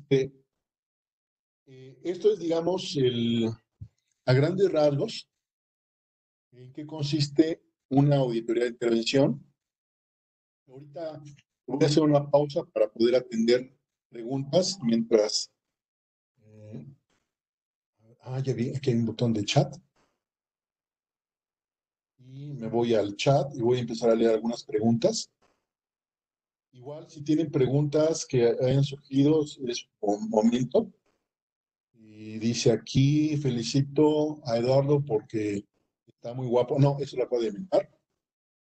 Dice, y si se han dado, a ver, ya no se oye, todo muy bien directamente, yo puedo oír, se cortó el video, pueden repetir el artículo, ya lo repetí, estoy en desacuerdo con lo que dice de lo del redondeo. Muchas empresas informan a quién fue lo del redondeo, pero depende de la organización. Sí, aquí yo puse un ejemplo. No fue genérico, yo les decía, imaginen si ustedes hacen un redondeo y no les informan. No estoy diciendo que esto sea una norma.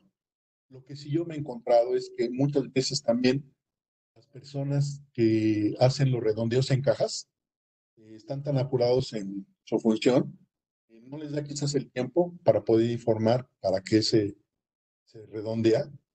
Y esto tiene muchas soluciones. A lo mejor un folleto informativo al lado de la caja. Yo me he encontrado en otros casos un banner grande, dice para qué se redondeos. No, eso fue nada más un ejemplo que puse en el desarrollo del tema. Las preguntas, sugiero, el staff puede elegir las dudas más recurrentes. Antes, bueno, cuando hay un cumplimiento de acciones que considera fraude,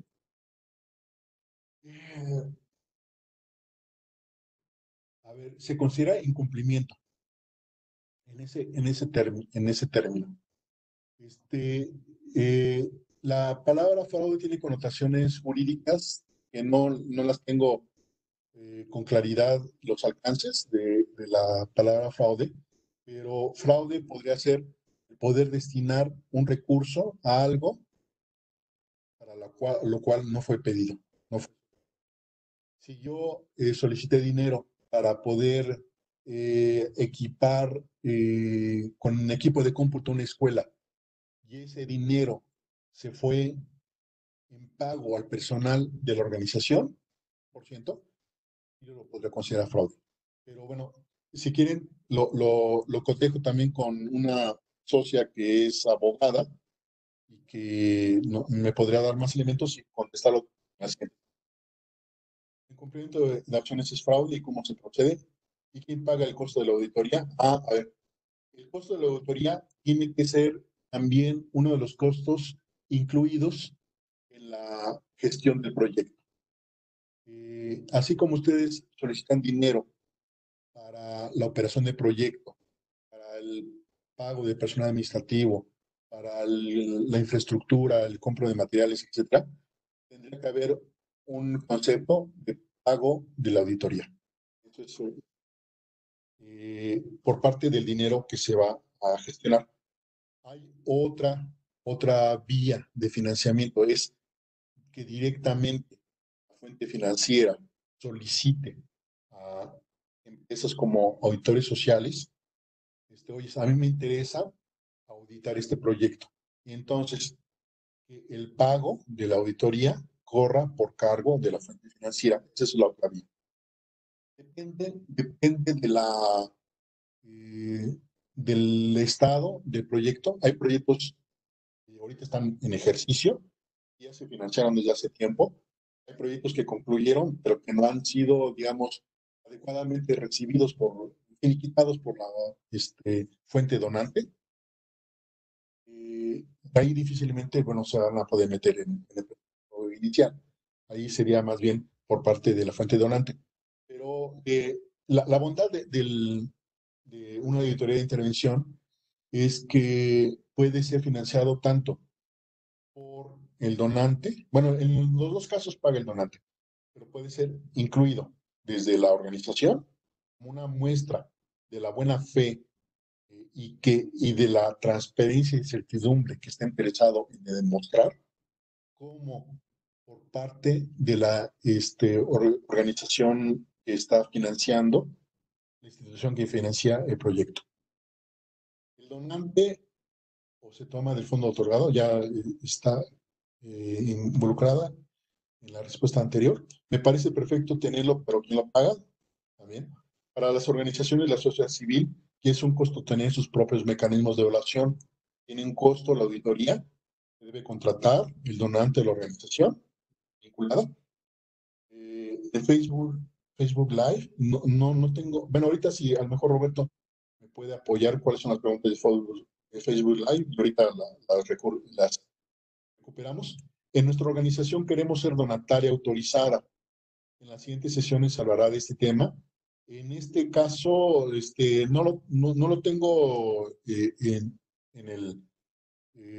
los temas que vamos a dar en esta sesión, pero será cuestión de ponernos de acuerdo tanto con Terra Ética, con Roberto, como con Grupo México para generar un webinar específico de cómo ser donataria autorizada, que creo que es un tema muy importante.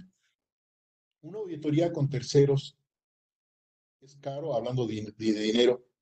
Si solo tienes el 5% paga de gastos administrativo o cómo lo aplicas, aplicaría como auditoría del proyecto. La auditoría la debe contar el donante o la organización, ya también lo contesté. Si un contrato hacer una auditoría, tiene validez el grupo que lo realiza y cuánto es el costo. Las auditorías tienen una temporalidad. Se señala que la temporalidad puede ir de 1 a 3 años. Después de eso, la auditoría se considera sobreseída, es decir, los elementos ya carecen la validez para poder mencionar que es para siempre. La auditoría permite identificar que el proyecto fue bien realizado, la confiabilidad, el proyecto es confiable, hay todos los mecanismos de transparencia que se requieren, pero esto no quiere decir que sea una característica que permanezca perpetuum para la organización, porque sabemos todos, las organizaciones cambian. Entonces, por eso se considera que la auditoría tiene una temporalidad que va hasta 3 años. En el caso de las cuotas de recuperación, ¿cómo se registran? Esas cuotas se dan como pago de profesional, en el caso de los psicólogos, por ejemplo. Pues nada, depende mucho del tipo de contratación de los servicios. Un psicólogo se puede pagar como un servicio externo. Entonces, entraría como pago a terceros. Puedes programar un webinar de una preautorizada. Aquí lo que comentábamos, o sea, es muy interesante el tema como para generar otro webinar. También un webinar de finanzas para ONGs y temas fiscales y contables. Yo aquí les quería proponer generar un webinar, y esto también es cuestión de irlo trabajando con Terraética y con Grupo México, pero más bien sabemos todos que estamos viviendo tiempos de desafíos, y cuáles son los cambios que debemos de empezar a generar desde nuestras organizaciones para estar a la altura de estos desafíos. Porque ante un tema de austeridad, un tema de pues, no recibir recursos por parte del gobierno federal, un tema de recesión mundial, un tema de medidas sanitarias que se están realizando en el país, un tema de desaceleración económica. Todo esto nos va a pegar a las organizaciones. Entonces, el webinar que también les quería proponer en algún momento es cómo responder ante esto, porque muchas organizaciones están quizás considerando que cuando se regrese a las actividades nuevamente, pues la vida va a proseguir de la misma manera, y esto no es cierto. O sea, va a haber cambios, y el tema de auditoría de intervención es uno de los temas que evidentemente tiene que estar en el escenario de las organizaciones, junto con otros muchos más. Pues ese sería el tema de otro webinar. La presentación está disponible. Roberto ha hecho el favor de poner la presentación.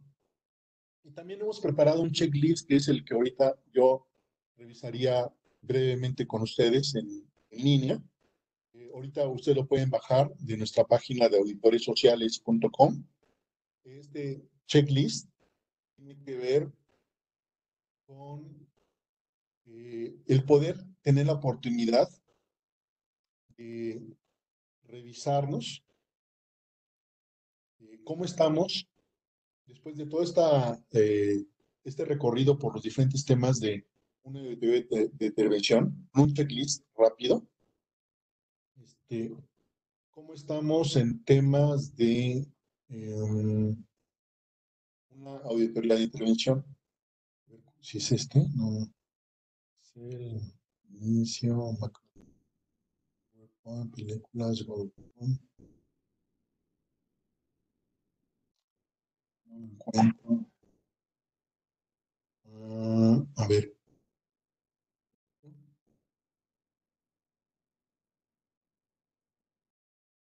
Estoy explorando aquí en la plataforma. Eduardo, ¿qué tal? Tienes que dejar de compartir la presentación y vuelve a compartir, ahora sí que solamente en el programa del PDF o en el escritorio, para que todos puedan ver el checklist. Checklist. A ver, compartir. Lo tengo que tener abierto el PDF, eso es lo que pasa. No lo tenía, pero ahorita lo comparto, ya lo estoy abriendo y ahorita lo comparto. El checklist es, pues, no es otra cosa más que ir señalando en binario, si lo tengo o no lo tengo, cada uno de los puntos que ahorita vamos a revisar. Entonces, ahorita se los voy a compartir en pantalla. Y vuelvo a insistir que esto está el checklist lo pueden descargar directamente de nuestra página web.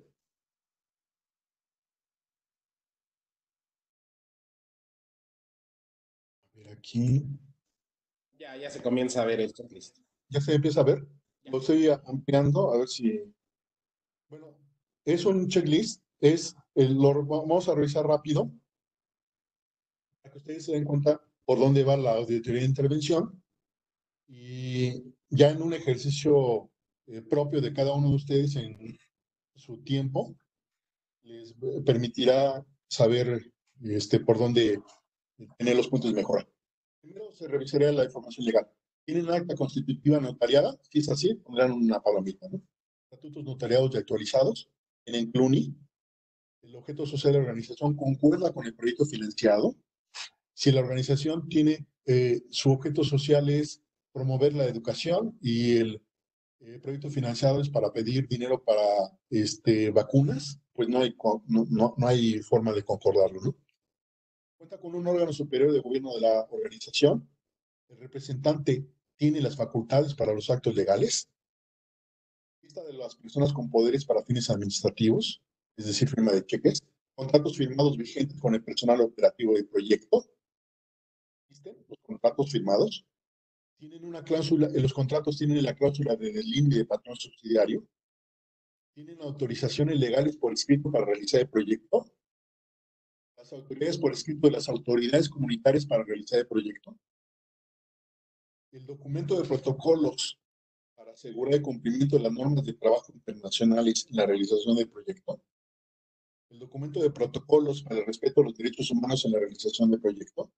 También el documento de protocolos para la resolución de conflictos.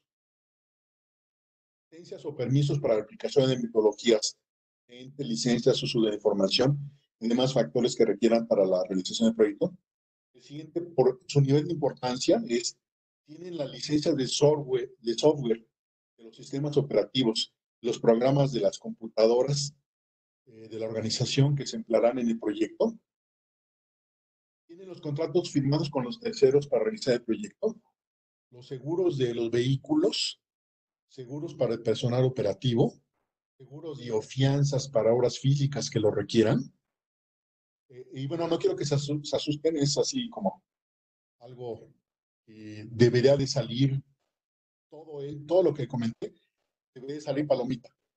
Si no sale palomita, hay algo por ahí de mejora. También la información fiscal. Tienen la cédula de registro federal de contribuyentes, la opinión de cumplimiento de obligaciones fiscales actualizada, la autorización para recibir donativos, expedir recibos deducibles a nivel nacional. Si es a nivel internacional, tendrán que tener la correspondiente. El último comprobante como donataria autorizada publicada en el Diario Oficial de la Federación. Cuenta bancaria a nombre de la ONG, esto es importante, porque muchas veces los donativos se dan a cuentas bancarias del titular de la organización, de los representantes legales. Eso pues pega directamente a la transparencia. Información del origen de los recursos organizacionales del año anterior, descripción de los recursos financieros segmentados por actividad, es decir, cómo se generó el presupuesto. Información de los recursos financieros pagados al personal. ¿Cuánto se le pagó ¿Tienen la información de cómo se le pagó al personal? Información de los recursos ejercidos, remanentes, deudas y fondo patrimonial del ejercicio fiscal anterior. En el tema de la estructura organizacional, si tienen un organigrama, la síntesis curricular de la organización, el documento de la planeación estratégica vigente. ¿Por qué es importante? Porque después se coteja si el proyecto tiene coherencia con la planeación estratégica. Se tiene definido el responsable y personal que ejecutará el proyecto, las capacitaciones o certificaciones por escrito del personal operativo, porque muchas veces, por ejemplo, drones, hay personas que plan drones. Se tiene que tener una licencia para volar drones, actualmente ya, y evidentemente una certificación que ampare esta licencia. La cédula profesional de responsable de proyecto, porque muchas veces el proyecto es realizado por personas que no tienen, digamos, el perfil para poderlo realizar. Se cuenta con el proyecto por escrito. Bueno, ya hay la información del proyecto. El proyecto describe el problema que se desea resolver, los resultados que se alcanzarán, el área geográfica de intervención, la lista de comunidades en que se participará, las personas que lo instrumentarán y su temporalidad, la descripción de las actividades, cronograma, indicadores de impacto, la información de lo reportado, si el reporte operativo está por escrito, las evidencias de cada una de las actividades, la lista de las personas beneficiadas, los testimonios escritos de las personas beneficiadas, testimonios en video, análisis del retorno social de la inversión, evidencias de la transformación de la realidad logrado o problema resuelto, la información financiera o presupuestaria del proyecto, el presupuesto desglosado a nivel de actividad, que los costos administrativos no rebasan el 5% del presupuesto total. Aquí yo digo que el 138. Ahorita les doy el número adecuado, pero bueno. Información de los recursos financieros de contrapartida. Información de los recursos financieros pagados al personal operativo. Sueldos y compensaciones.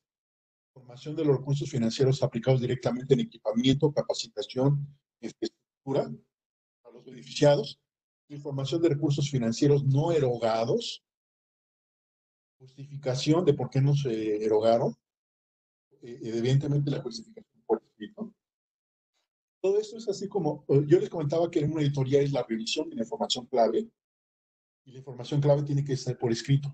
No va, si aquí el director administrativo dice, es que no se erogó por esto, esto y esto, la justificación la tiene que plasmar por escrito y firmarla.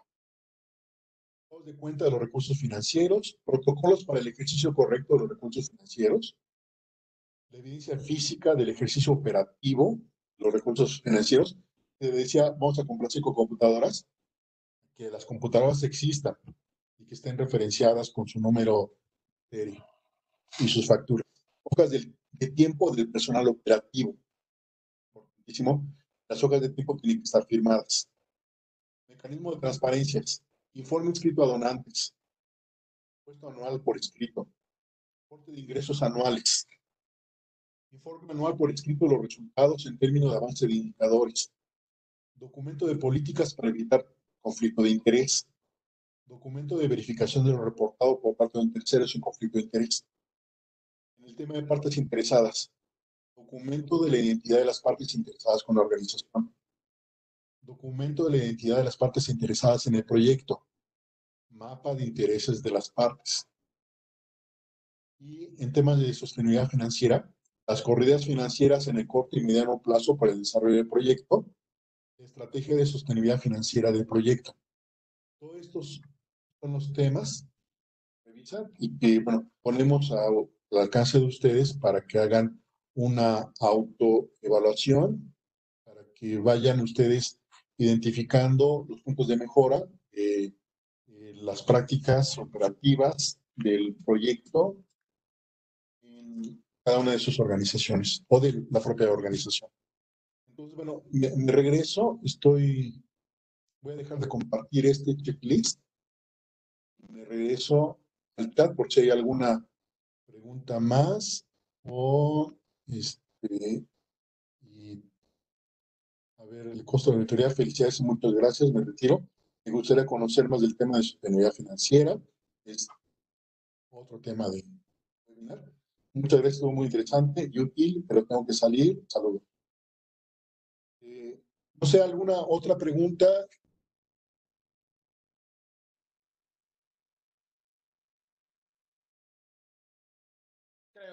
Creo que ya se respondieron casi todas las preguntas. Era interesante la pregunta de Fundación Promixteca.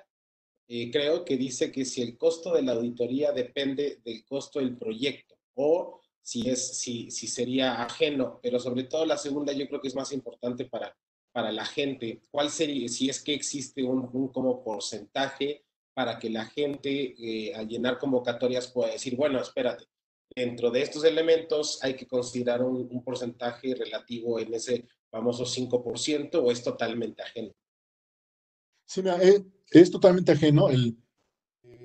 Los gastos administrativos los señala claramente el reglamento de la ley de impuestos sobre la renta, y el costo de una auditoría de intervención sería un costo de un servicio técnico auxiliar. Entonces se tendrá que cotizar aparte. Ahora, ¿cuánto cuesta una auditoría de intervención? Depende mucho del proyecto. Hay proyectos que se realizan en una cotación de tiempo muy corta y una ubicación geográfica. Y hay proyectos que tienen una aplicación nacional y durante muchos años. Entonces, el costo de una auditoría de intervención es diferente.